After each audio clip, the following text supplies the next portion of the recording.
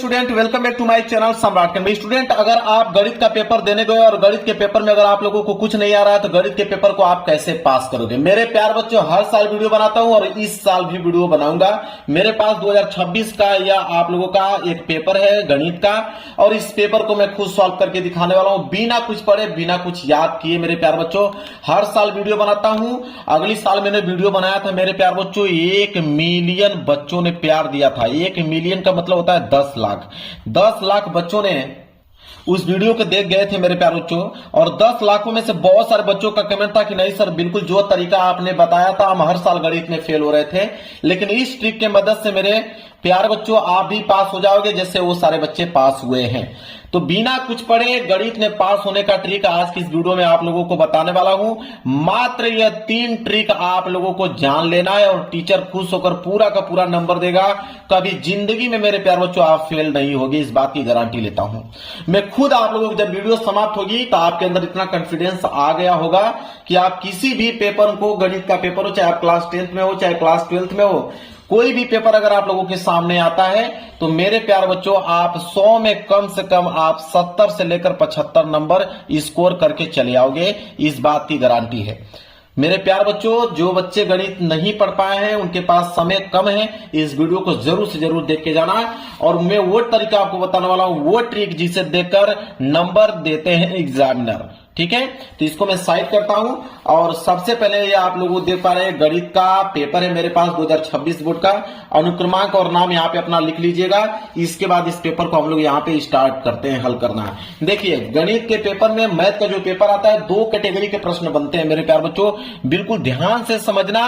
मेरे प्यार बच्चों, दावा करता हूं कि आप कभी फेल नहीं हो सकते हो गणित में। अगर मैथ की अगर हम बात करें तो मैथ में 2 कैटेगरी के प्रश्न बनते हैं। एक बनता है आपका ऑब्जेक्टिव प्रश्न और एक बनता है आपका सब्जेक्टिव प्रश्न। 2 टाइप के प्रश्न आपके पेपर में आता है, एक आता है ऑब्जेक्टिव प्रश्न और दूसरा आता है सब्जेक्टिव प्रश्न। और दोनों ही प्रश्नों के मेरे प्यारों में मैं ट्रिक लेकर आ गया हूं। देखिए, ऑब्जेक्टिव प्रश्न की अगर हम बात करें तो कुछ चीजें कॉमन है जो कि आप लोगों को याद करना है। जैसे पहला चीज है, यह चीज है कि अगर आपके ऑब्जेक्टिव प्रश्न की अगर हम बात करें तो 4 ऑप्शन आपके पेपर में आते हैं। Option A, option B, option C और ऑप्शन डी। 4 ऑप्शन आते हैं, इन्हीं 4 ऑप्शन में से कोई ना कोई ऑप्शन सही होता है। तो ट्रिक नंबर पहला यह कहता है कि अगर इन 4 ऑप्शनों में से कोई भी एक ऑप्शन अगर आपको दिखे ए और बी, और कोई भी ऑप्शन अगर आपको दिखे कि ए और बी, तो आंख बंद करके आप उस वाले ऑप्शन पे आप लोगों को क्लिक करना है। यह है आपका पहला ट्रिक, जेन्युइन ट्रिक है मेरे प्यारे बच्चों। और दूसरा ट्रिक यह कहता है कि अगर इन 4 ऑप्शनों में से कहीं पे भी अगर ऑप्शन दिखे है कि इनमें से सभी, और 4 ऑप्शनों में से कोई भी एक ऑप्शन देखे कि इनमें से सभी, तो आपको उसी वाले ऑप्शन पे बिल्कुल क्लिक करके जाना है, इनमें से सभी वाले ऑप्शन पे।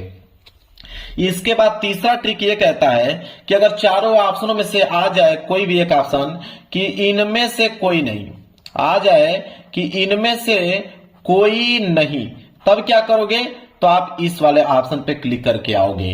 अब ये 3 ट्रिक हैं। अगर इन 4 ऑप्शनों में से कोई भी 3 ऑप्शन में दिखा, जो 3 ट्रिक मैंने बताया हूं, चाहे वो ए और बी दिखे, चाहे वो इनमें से सभी दिखे, चाहे वो इनमें से कोई नहीं दिखे, तो आपको इन्हीं वाले ऑप्शनों पे क्लिक करके आना है। अब चौथा ट्रिक जो सबसे ज्यादा पूछा जाता है, चौथा ट्रिक है 4 ऑप्शन अगर अलग आ जाएं, 4 अगर अलग हो तब क्या करोगे। 4 ऑप्शन अगर अलग हो, अगर इन तीनों में से कोई ना हो, 4 ऑप्शन अगर अलग हो, अगर मान लीजिए कोई ऑप्शन एक 5 दे दिया, एक आपका -5/3 दे दिया, एक आपका 8 दे दिया, एक आपका 1/6 दे दिया, इस तरह अगर ऑप्शन आ जाता है तब क्या करोगे। ये ऑप्शन ए हो गया, ये ऑप्शन बी हो गया, और ये ऑप्शन सी हो गया, और ये ऑप्शन डी हो गया। मान लीजिए कोई भी प्रश्न का ऑप्शन इस तरह बन जाए, और जो कि 90% ऑप्शन ऐसे ही बनते हैं। 10% ऑप्शन इन तीनों में से आपको देखने को मिलेगा गणित में, अन्यथा 90% 4 ऑप्शन अलग होते हैं। उस सिचुएशन में क्या करोगे। मेरे प्यार बच्चों, एक बात बता देता हूं आप लोगों को कि सबसे पहले आपको मैं बता देता हूं ऑप्शन सी पे 95% भरोसा करना है। ऑप्शन सी पे ही आप लोगों को क्लिक करना है 95%।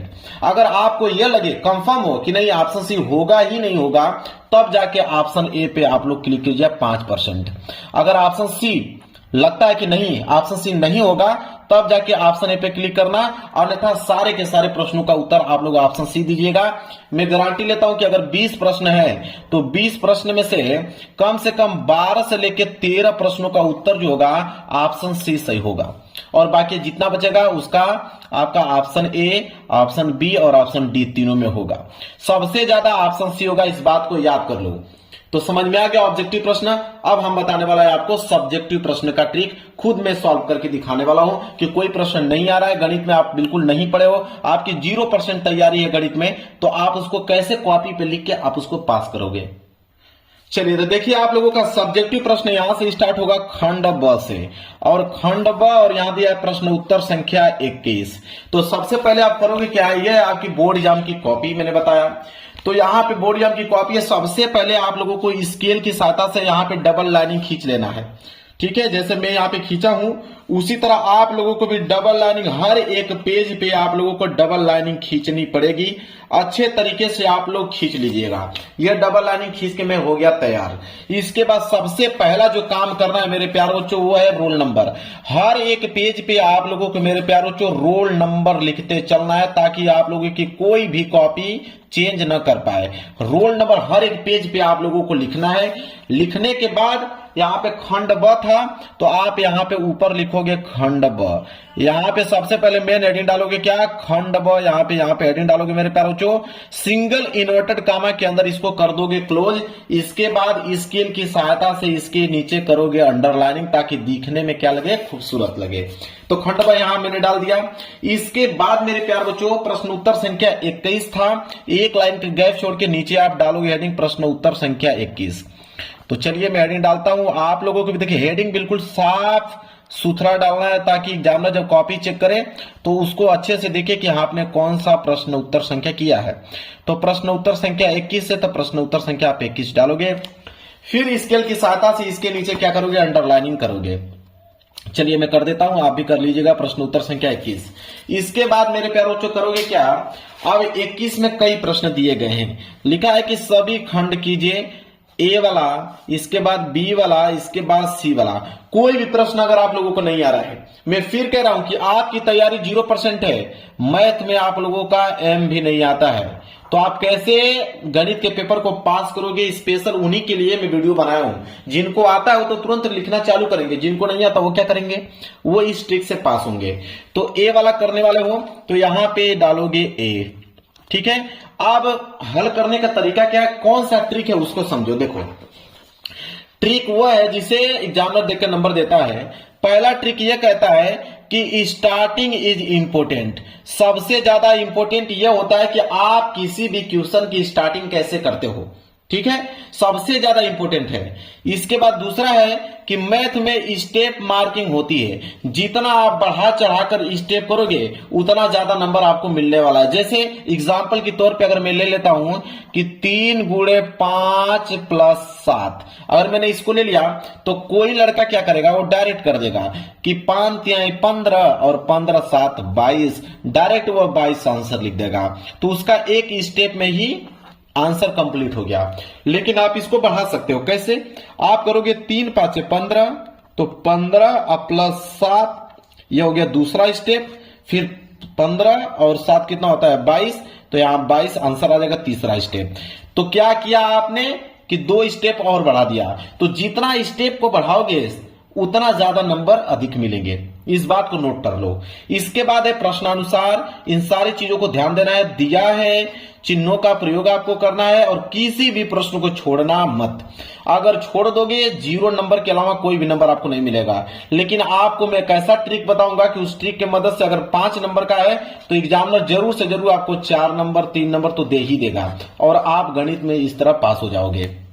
चलिए तो अब मैं प्रश्न हल करके दिखाऊंगा, तब जाके आप लोगों के अंदर कॉन्फिडेंस आएगा।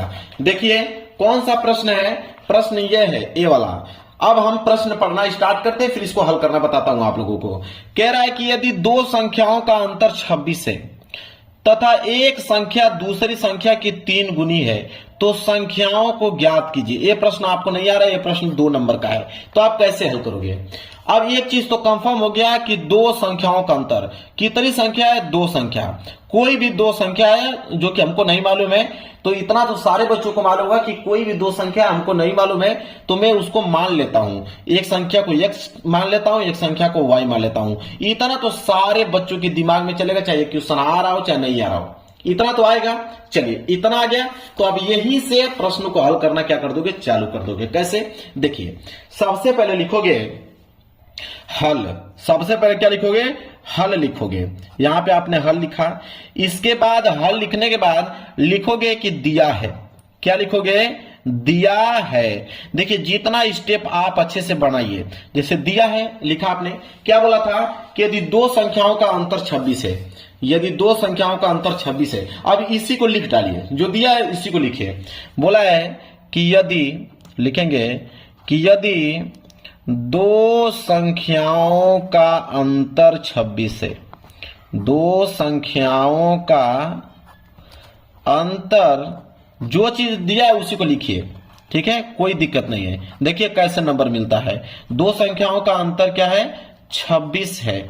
आपने इस तरह लिख दिया, 2 संख्याओं का अंतर 26 है। क्लियर है? इसके बाद बोला है, और क्या दिया हुआ है? और दिया हुआ है कि एक संख्या दूसरी की 3 गुनी है। लिखेंगे कि एक संख्या दूसरी की 3 गुनी है, तो आप लिखोगे एक संख्या दूसरी की 3 गुनी है। इतना तो लिख ही लोगे ना, जो चीज दिया है क्वेश्चन में उसको नोट करना होगा तो कर ही लोगे। 3 गुनी है, इतना आपने लिख दिया। फिर आप लिखोगे कि माना। क्या लिखोगे यहां पे? कि माना, यहां पे 2 संख्या था, तो एक संख्या को x मानो, एक संख्या को y।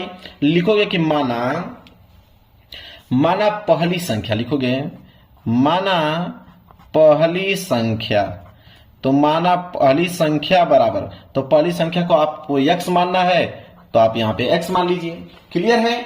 चलिए इसी तरह आप लिखोगे दूसरी संख्या, नीचे लिखोगे दूसरी संख्या। जब पहली संख्या को आपने मान लिया तो अब मानोगे दूसरी संख्या, और दूसरी संख्या को क्या मानोगे? y मानोगे। तो एक संख्या को अगर आपने x माना है तो दूसरी को आप क्या मानोगे? y मानोगे। इसके बाद आप अगली हेडिंग एक लाइन पे गैप छोड़ के लिखोगे प्रश्नानुसार। क्या लिखोगे? प्रश्नानुसार। मैंने कहा ना कि इन सारी चीजों का प्रयोग अच्छे तरीके से करना है, तभी जाके एग्जामिनर नंबर देगा। अब प्रश्नानुसार, प्रश्न में क्या बोला है कि यदि 2 संख्याओं का अंतर 26 है, मतलब एक संख्या x है, अगर एक संख्या y है, तो x में से y घटाओगे तो 26 आना चाहिए, यही बोला है ना। तो आप लिखोगे कि x माइनस y बराबर 26। इतना तो समझ में आ गया आप लोगों को। यह हो गया समीकरण नंबर पहला। इसके बाद बोला है कि एक संख्या दूसरी की 3 गुनी है, मतलब एक संख्या जो x है वो y का 3 गुना है, मतलब y का 3 गुना कर देंगे। इससे हम लोग मानेंगे समीकरण नंबर दूसरा। इतना तो आप कर लोगे। चलिए इतना समझ में आ गया। अब आप क्या दिमाग लगाओगे कि यहाँ x का वैल्यू तो दिया है, x का मान चलिए रख लेते हैं समीकरण पहला में। तो आप लिखोगे यहाँ पे कि x का मान समीकरण पहले में रखने पर, इसी तरह आप लोगों को जोड़कर आगे स्टेप बढ़ाना है कि x का मान समीकरण पहला में रखने पर। आप आंसर का टेंशन ना ले कि आंसर सही आएगा कि गलत आएगा, आप स्टेप बढ़ाते चलिए कि x का मान समीकरण 1 में रखने पर। अब x का मान इसमें रख लीजिए, तो यहाँ पे x आ गया ना, तो x यहाँ पे 3y रखिए, तो हो जाएगा 3y माइनस y बराबर 26। इतना तो सबको आता है। आप जानोगे कि 3y में से एक y घटाना है तो बचेगा 2y बराबर बच गया यहाँ पे 26। यहां से y को निकाल लीजिए, तो ये हो जाएगा y बराबर 26, इधर गुणा इधर जाएगा तो भाग में काट दोगे तो y बराबर कितना आ गया? 13। तो y बराबर 13 आ गया।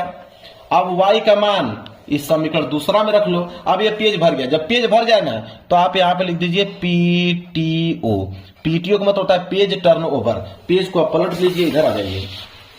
अब क्या लिखोगे कि y का मान समीकरण दूसरे में रखने पर, तो लिखोगे कि y का मान समीकरण दूसरे में रखने पर। स्टेप देखिए बढ़ता जा रहा है और नंबर आप लोगों को बेहद खूबसूरत मिलेगा। y का मान समीकरण दूसरे में रखने पर, लिखोगे रखने पर। अब समीकरण दूसरा क्या था? समीकरण दूसरा यह था कि x बराबर 3y, ठीक है। तो लिखोगे x बराबर 3 गुणे y। y का मान अभी कितना है? 13 है, तो लिखोगे आप यहाँ पे 13। तो x बराबर क्या हो जाएगा 13 तिया 39। तो x का मान आ गया 39 और y का मान आ गया 13। अब देखिए आंसर आ गया आपके पास। लिखोगे इसलिए पहली संख्या को मैंने x माना था, तो x का मान कितना आ गया 39 आ गया। और दूसरी संख्या नीचे लिखोगे कि दूसरी संख्या, तो दूसरी संख्या को y आपने माना था, तो y का मान कितना आ गया है, y का मान आ गया था 13। अब यही हो गया आंसर। अब ये आंसर बिल्कुल करेक्ट है। अब मैं एक चीज और बताता हूं, आंसर की फिक्र करना ही नहीं है, आप लोगों को उसी में जोड़ते जाना है, घटाते जाना है, स्टेप को आगे बढ़ाते जाना है। बस स्टेप अच्छे से करते रहिए, आपको नंबर मिलेगा 100%। कोई एक नंबर आप लोगों का काट नहीं सकता है, इस बात को आप अपने दिमाग में फिट कर लीजिए। चलिए और सारे प्रश्न मैं करके दिखाऊंगा। ये 2 नंबर वाले प्रश्न थे जो कि मैंने कर दिया। अब मैं 4 नंबर वाले प्रश्न हल करके दिखाऊंगा, तब जाके आपके अंदर कॉन्फिडेंस आएगा। देखिए आप बताइए कौन सा प्रश्न इसमें कर दिया जाए। ठीक है, 4 नंबर वाले प्रश्न। मान लीजिए इस तरह का प्रश्न बहुत आते हैं, द्विघात समीकरण वाले प्रश्न बहुत आते हैं, जो कि बच्चे कंफ्यूज हो जाते हैं इसको हल करने में। चलिए इसी को करके मैं दिखा देता हूं कि अगर ये प्रश्न नहीं आ रहा है तो आप उसी में जोड़कर घटाकर कैसे इसका स्टेप बाय स्टेप मार्किंग ले सकते हो और एग्जामिनर आपको पास कर देगा। देखिए यह प्रश्न जो है 22 का ई है, तो सबसे पहले तो प्रश्न उत्तर डालना ही पड़ेगा। तो आप ऊपर जरूर से जरूर डालें प्रश्न उत्तर संख्या 22 का ई। प्रश्न उत्तर यहां पे डालेंगे संख्या, प्रश्न उत्तर संख्या 22 का ई है, तो आप डालोगे 22 का ई। स्केल की सहायता से इसके नीचे आप लोग कर लीजिएगा अंडरलाइनिंग। ठीक है, अब यहां पे डालोगे आप हल। क्या डालोगे, हल। हल डालने के बाद लिखोगे आपका दिया है। सबसे पहले आपको यही लिखना है कि दिया है। ठीक है, क्या दिया है उसको देखते हैं। तो यहां पे चलिए देखते हैं प्रश्न को। प्रश्न दिया है कि द्विघात समीकरण इतना के मूलों को ज्ञात कीजिए। अब यहां पे बोला है कि 3x² माइनस 2 करनी में यहां पे 6x प्लस 2 बराबर 0। ठीक है, इसके मूलों को ज्ञात करना है। अब मेरे प्यारे बच्चों आपको नहीं आ रहा है कि इसका मूल हम कैसे ज्ञात करें, तो देखिए कौन सा दिमाग आप लगाओगे, इसका कैसे स्टेप बाय स्टेप आप बढ़ाते चलोगे ताकि एग्जामिनर जो है नंबर आप लोगों को दे पाए। देखिए कौन सा दिमाग लगाओगे आप। देखिए आप क्या कर सकते हो, 3x² है तो आप लिखोगे 3x²। अभी आपका 2 करड़ी में 6 है, तो आप 2 बार करड़ी में 6 लिख दीजिए। बनाने के लिए तो ऐसे ही कर दोगे, आप दिमाग लगाओगे कि 2 करड़ी में 6 है। चलिए मैं इस तरह इसको लिख देता हूं कि करड़ी में 6x और माइनस के करड़ी में 6x और प्लस 2 है, तो आप प्लस 2 बराबर 0 है, तो आप 0। एक स्टेप आ गया। इसके बाद आप करोगे क्या, आप इसी तरह इसको तोड़ो। जैसे देखिए ये 3 है, तो 3 को आप ऐसे लिख दो कि इसको मैं ऐसे लिख सकता हूं करड़ी में 3, इसके बाद गुणा करड़ी में 3x² माइनस। अब ये जो करड़ी में 6 है, इसको 2/3 6 बना लीजिए कि 2/3 6 होता है, तो इसको मैं ऐसे लिख दूंगा करड़ी में 2 और करड़ी में 3, ये हो जाएगा x माइनस। फिर ये 6 गया तो इसको इसी रूप में टूटेगा, करड़ी में 2 और गुणे करड़ी में 3, इसके बाद प्लस 2 है तो प्लस 2 बराबर 0। देखिए स्टेप बढ़ गया, मैंने 2 स्टेप कर दिया। अब यहाँ पे एक स्टेप यह है और एक स्टेप यह, इनमें से कामा ले लीजिए। तो कामा ले लीजिए इसमें, जब इसमें कामा लेंगे तो क्या हो जाएगा, करड़ी में 3 इसमें भी है, करड़ी में 3 इसमें भी है, तो करड़ी में 3 और x इसमें भी, x इसमें है, तो x कामा ले लीजिए। तो यहाँ क्या बचेगा, करड़ी में 3। ठीक है, और इधर क्या बचेगा, यह कट जाएगा तो करड़ी में 2। ठीक है, और माइनस इसमें करड़ी में 2 है। ठीक है, और इसमें क्या है, ये जो 2 आपको दिखाई दे रहा है, इस 2 को आप लिख सकते हो करड़ी में 2 गुणे करड़ी में 2, तो इसमें करड़ी में 2 कामा ले लो, कामा लेगो तो बचेगा करड़ी में 3 और माइनस करड़ी में 2 बराबर 0। इसी तरह आप लोगों को बढ़ाते चलना, आप टेंशन मत लीजिएगा आंसर गलत आएगा कि सही आएगा, आप करते रहिए।